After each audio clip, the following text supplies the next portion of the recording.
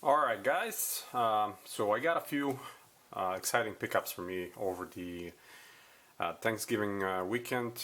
Some of them arrived almost immediately, some of them took a long time, and they finally came last week, so I'm now having some time to film those and show it to you guys. Starting with the Reebok model, as you can see, pump it up box, the old style and the ones that they use currently for most of their pump system models. Without further ado, let me show you what it is. This is the D-Time in the black, steel, white and swag orange colorway in my size 8. You guys probably know that I have the last release, the limited one, back in 08 when there was the 15 years from the legendary anniversary of D. Brown and his winning in the dunk contest in '91. The D Time is his and first and last signature shoe. These came from Jimmy Jazz, by the way. Look what Jimmy Jazz says. Oh, free samples. I love that. Great. So they had a good deal, two pairs for 110, I think. So I got these and another pair, which I'm going to show you in a different video. I wanted to get these definitely on a discount, so $50. It's not bad in my mind. I was expecting better, quality-wise at least, but it is what it is. So let me just show you what is wrong with the newest release, in my opinion. So if you check real close, actually the whole shoe is made out of synthetic leather. So compared to the previous release, which also is pretty far away from the original, which was completely nubuck with a gum outsole. Clearly this one is not, black and gray, but at least the previous was somewhat accurate when at least comes to, you know, above the rim right here on the tongue. Now Reebok don't all above the rim branding anymore. Mind blowing, but they put the regular Reebok in basketball right here. Other than that, this synthetic leather all around is just terrible. I mean, right out when it is. I'm not gonna lie to you. I'm not gonna sugarcoat it. This synthetic leather is just super cheap. Even for $50, in my humble opinion, they're really not worth it. If you really like the model, you want to get them, wait a little bit and get them for like you know, $30 some if they go down, which I'm sure they will eventually, and then get them. I'm really having my eyes on the white and blue pair that are probably the most accurate one from the latest retros, and I'm gonna get that one because it was my first basketball shoe, or first basketball Reebok, or any basketball shoe back in the day. I had them in '93, so it's a huge nostalgia factor for me. But let me quickly pull and you guys know, you've seen that box before. I'm gonna pull the let's see, how can I situate all that thing in my cramped desk. I'm gonna pull the alt release in 2008. You can see with the British flag. And let me see. So this one, as you can see, has a Reebok paper, the old style.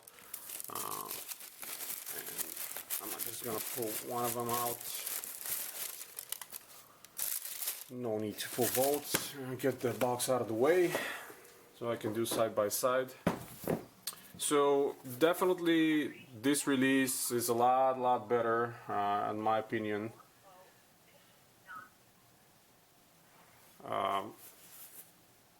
And not only because of this. I mean, this is what really made that shoe very nice back in the day. Above the rim, right there.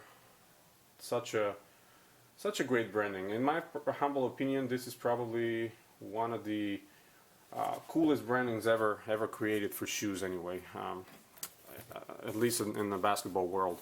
Outsole, same as the new one. Pretty. Let me get rid of the box as well. We have a little bit more space here. Sorry about that. So as you can see, the differences in the back, pull tabs closer to the original one. The original one was white. This is kind of a gray. The new one has this swag orange.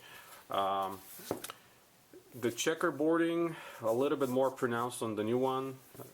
I think the old one was more like this. Other big difference in the outsoles, color-wise, it's very similar, probably the same. But as you can see, the hexalite, the 2008 uses the original hexalite, that 10-wall soft hexalite, and the new one uses that sort of a thick wall, much harder and less responsive hexalite. Not a huge deal for most people, but you know, just OCD people like me. Obviously, the insole is that anniversary run on this one. The other difference, the inner liner. I don't know if you can see that correctly. The inner liner is more plush on the 2008, when on 2014 one it's kind of very synthetic looking, at least in my opinion, and feeling wise when I stick my hand inside. And you probably can see on the light how shiny this is. You know, clearly speaking, there's a little bit more synthetic fabrics inside. For those of you that know fabrics, not that I'm a biggest expert, but I've worked for a garment company for 4 years, so I know some things. Other than that, just outright synthetics here. Here we have full grain leather on these. I mean, what can I say? Definitely the quality went down a little bit. Density of the midsole, when I push, seems like the 2008 are softer, although they're almost, what, 7 years old. These ones look and feel a lot dense.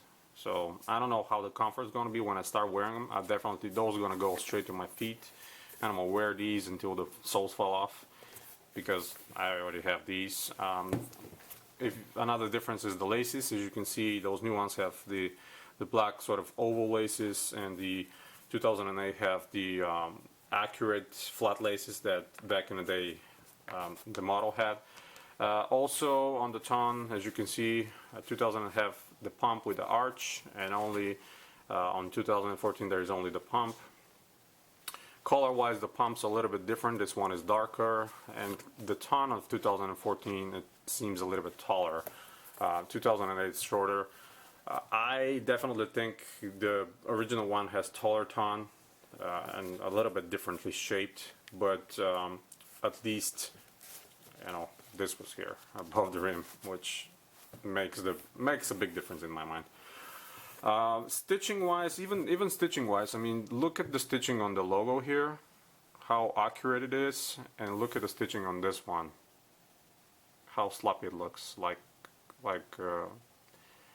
I don't know, like it's a knockoff. The same thing goes here. I mean, look at the R threads coming out and everything, and here on above the rim, perfect stitching.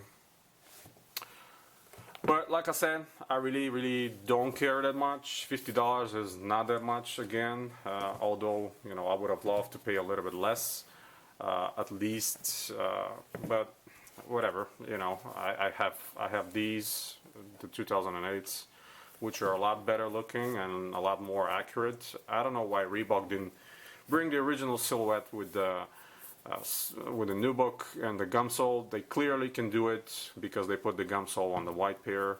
And nubuck, you know, I don't know what's the difference between synthetic leather and nubuck, but I'll assume it's probably the same. So I don't know. Let me get that 2008 pair away, and yeah, I mean that's pretty much it, guys. You know, it's a great silhouette. I always love the D-time.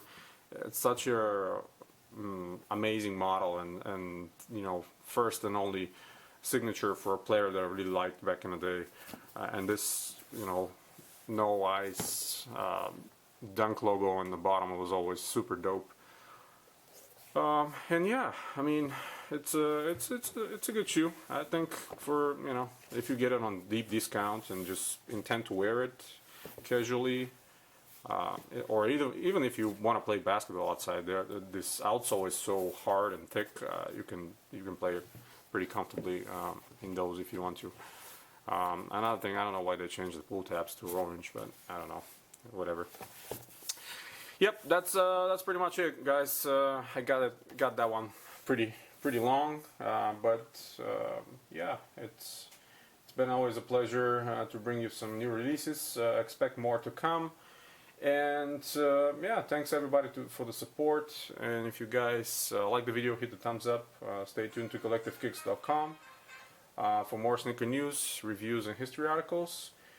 And you have a wonderful day.